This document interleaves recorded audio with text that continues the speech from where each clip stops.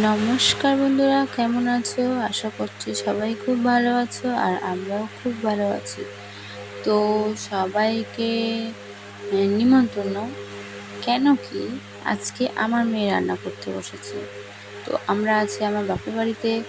তো ও একা একা গিয়ে উনানে রান্না করা শুরু করেছে। তো আজকে ওই রান্না করবে।